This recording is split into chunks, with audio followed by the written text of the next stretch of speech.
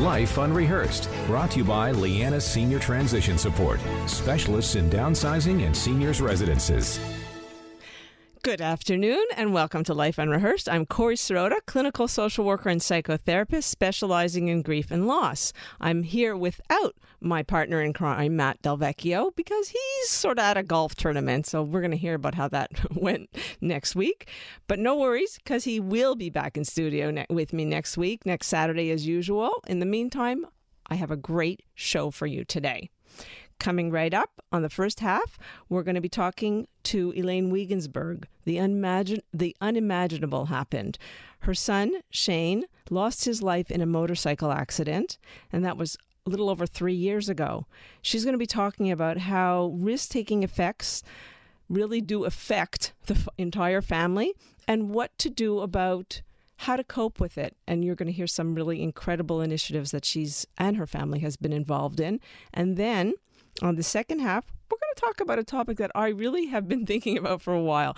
Not to do, but just how it goes. Parenting twins, the good, the bad, and the challenging. I'm going to be talking to a parent of younger twins and parents of older twins to hear about the trials and tribulations about how raising two children at the same time, how does that exactly work for them? And that's coming up after the 3:30 news, so stick around for that. Okay. Let's get started.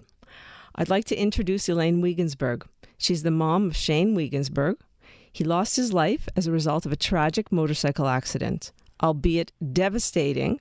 She is a really incredible woman that took the terrible situation and she began to advocate for safety with a lot of support with family and friends. She's on the line to tell us about how she did that. Welcome to Life Unrehearsed, Elayne. Hi, Corrie. So good to be chatting with you again. For our listeners' sake, let's start with May 18th, 2018. Please tell us what happened. Okay, so let me just tell you that Shane is, I'm going to say he is, because I really still have to believe that he is. I know he's somewhere over the rainbow, but he still is who he is. So he's sweet. He's hold on. Mm-hmm. Just a little bit nervous. You and me both. Okay. He's an amazing son. He's sweet. He's giving. He has the hugest heart. He's funny. He's helpful. He's caring. He's adventurous. That adventure took him a lot of places.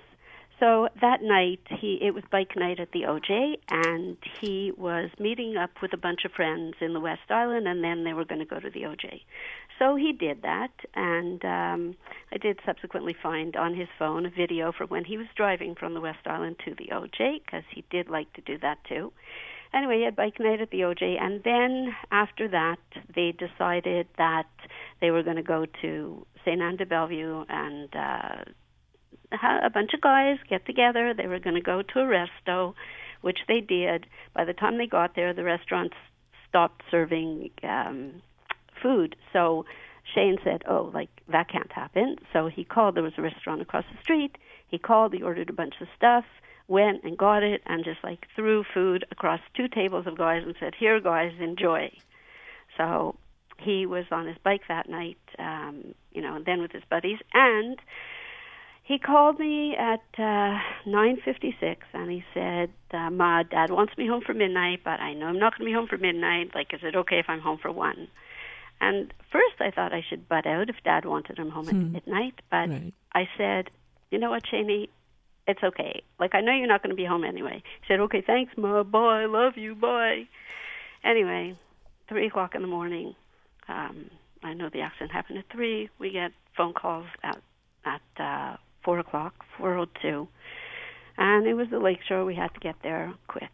We got there super quick, and the way my husband and I came in, we came in through the wrong door, and I saw the people at the nurse's station, and their heads were down, and they had no expressions on their face, and I said, "Oh my God, he can't be alive. He can't be alive.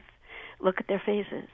And he wasn't. He had a bad motorcycle accident, and he lost his life. He was going too fast, trying to get home fast, not thinking about getting home safely. Not at all. That was a given. Get home fast because my dad's going to kill me. Wow. So, Elayne, this is heart-wrenching. I mean, I know, even knowing the story, get the shivers, and it's overwhelming to listen to. I know that this is a big part of where and how you've taken this incident. So let's talk about why you think there's a real need for extreme excitement and adrenaline, what it played in this accident, and for youth in general. So, Shane was a mechanic. He worked on high-performance cars. He worked at Porsche Prestige. He worked and helped out at iCar. He loved high-performance vehicles, and he liked his vehicles. So him and many others his age, older than him, they want to do things. They want excitement. They want speed. And at the time of his accident, yes, he was going fast, really, really way too quickly to be safe, but it was about getting home safely. But that didn't mean that he was exempt from extreme excitement and adrenaline, because that was very much a part of his life. And despite our warnings, Shaney, be safe, be careful, all the time. We were always doing that, nicely, sometimes a little loudly, always. And listen, lots of people need the excitement, and they feel that they can do it, and they feel that they should do it, and it's not only kids, but that was my son. Right. Well, that's Elayne Weigensberg, mother of Shane, who lost his life in a motorcycle accident, and she's sharing with us how risk-taking behavior can in fact affect the family. So I want to go to a little bit, not same topic, but in terms of switching gears to, we know that many adolescents think they are invincible, and he was a young adult, so by extrapolation, similarly. Elayne, what message do you want to say to these kids? Well, you're not. Clearly, you're not invincible. I'm sure kids aren't really listening to this. Their parents are. So parents, get out there. Talk to your kids. They will listen. That people say that if you say something once, twice to your kids, they hear it. They know it. They may not want to do it all the time, but they know it. Get out there. The kids need to think. Our big program, I know you're going to go into that soon, but we developed tags for Shane. Tags: think, act, get safe. Because you can. Seriously. Use your head. Know that you want to have a future with your families. You want to grow old with your families. You want to grow old. You want to have your families of your own. You want to do things. You can't do that if you're taking such risks. Shane wasn't always a risk taker. He was afraid. He was like a scared little boy too a lot of the time. But you can't expect to have long lives if you're going to just push that envelope and push yourself and just keep on pushing it. So true, so true. And I of course, like I said, the young adult thinks they are invincible. So how do you think you can help people make better choices to curb their enthusiasm? I really think that people just need to think. All people, think about their futures. Think of what they're doing. Obviously, people are not invincible, although they may believe that they are. But it does happen. And, some people, unless they know somebody really close who's had a tragic accident, who's had someone in their family, friends, there's a fatality, they don't give it a lot of thought. Unfortunately, the news is kind of the news, and statistics are what they are. But people really need to understand that you can think. You don't have to drive when you're tired. You don't have to drive too fast just to get home. Think of the things beyond that. Right. Well, I hear you. So, real talk, Elayne. How do we help people understand how this affects the family, the loss of a child? So, I can't tell you that it's not anything I've ever thought of. I was always really worried about Shane. What I can tell you is that there are many families that are probably destroyed by something like this. I can't tell you that our family is destroyed. Mm-hmm. I can tell you that each of us is shattered. It's unbelievable. It's horrible. However, we are together as a family. We always were. We always were really close, and we just lean on each other for support. And while we're shattered, we keep on going. We try. We put one foot in front of the other. We carry, like I've said before, somebody reminded me of it.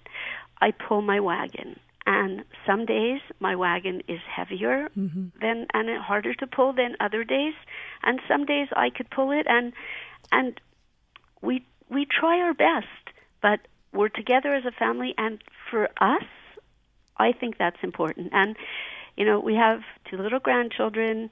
My son has 2 boys, and they know their Uncle Shaney. Right. We have pictures of him everywhere, and we have a big life-size, not a blow-up of him, like a cardboard standing, and he's got his thumbs up.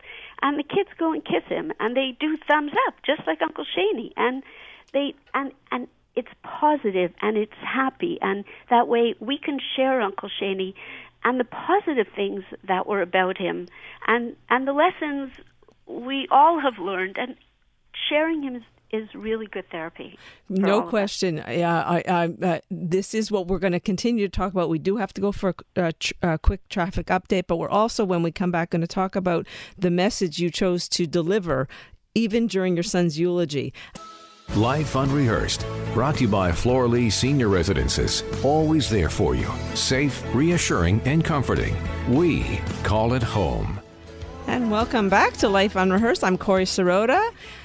Out of the studio today is Matt Del Vecchio. He's busy golfing while I'm here sharing some really valuable and important information and some heartfelt stories, as you'll see. Well, I'm talking to Elayne Weigensberg. She's the mother of Shane, who lost his life tragically in a motorcycle accident a little over 3 years ago.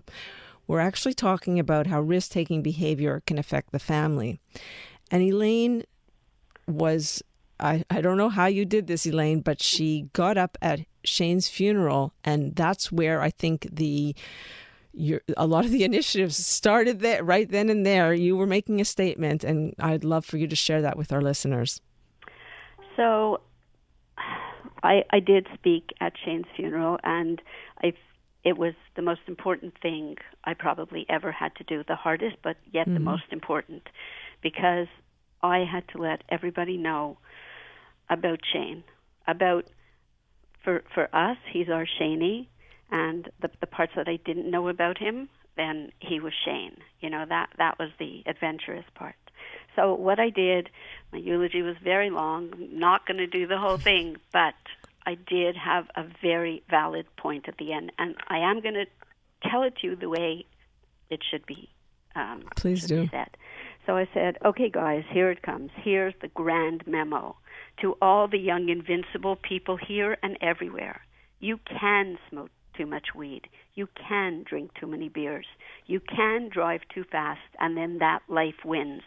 You don't get to have a future. You don't get to have children and watch them grow. And you don't get to have the family. You don't get to love the family that brought you into this world and nurtured you. Think before you act, and take action before you choose. Do not do this to your family, friends, or to yourself. Living life on the edge may have consequences, and sorry doesn't cut it. I needed, if I said nothing else, I needed people to know that it wasn't okay. Mm-hmm. What Shane did, not thinking that he just needed to get home quickly, not thinking about safety, it's not okay. And it's not okay for anybody to do that. If you need help, if you think that you shouldn't be driving, reach out. Don't be afraid. It could save your life. Nobody is going to kill you for reaching out and saying, I can't, I'm afraid. You just have, somebody will love you for it. Mm-hmm. And you could be alive because of it. Right. Right. Oh.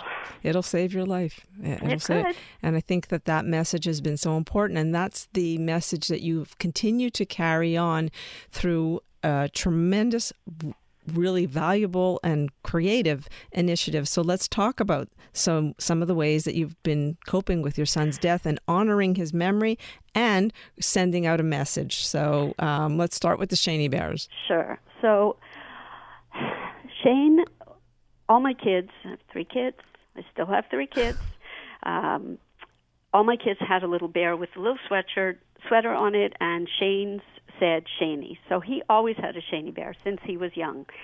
And after this happened, I was looking around his room, and we have a big family, and it's terrible. They were grieving the little kids, the 8s and 9s and 6s and 7s. They didn't know what to do with themselves. They never had anything like this happen.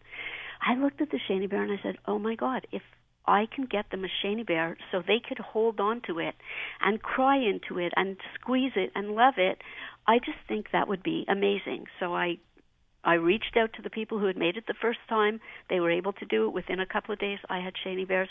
I gave them to my little nieces, my nephews, my bigger nieces and nephews, Shane's good friends, and you know what? They just didn't let go of those Shaney bears. Now, what we did with that, I mean, after that happened, I said, I think people need Shaney bears to drive with. Mm-hmm. So we found this adorable little Shaney bear.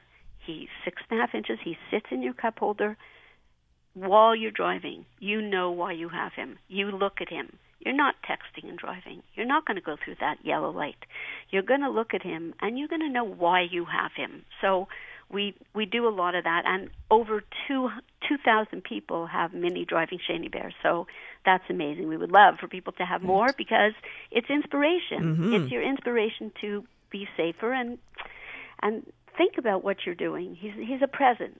Right. The other thing that was quite remarkable that you haven't mentioned about the Shaney Bears is that they have been supported or financed in some instances by philanthropic people who then you've made a number of donations, whether it's Shaney Bears and or donations to various causes as a result of any of the funds raised from selling Shaney Bears. And I know. So what we've done is the first year, on his first anniversary, what would have been his 28th birthday, we had a huge drive for Shane at ICAR because he was like part of the ICAR family there. Mm-hmm.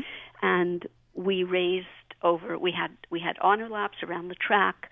My son Jamie was driving Shane's Mustang, and it was amazing. Everybody got to go on the track, nice controlled speeds. We raised over $20,000. What did we do?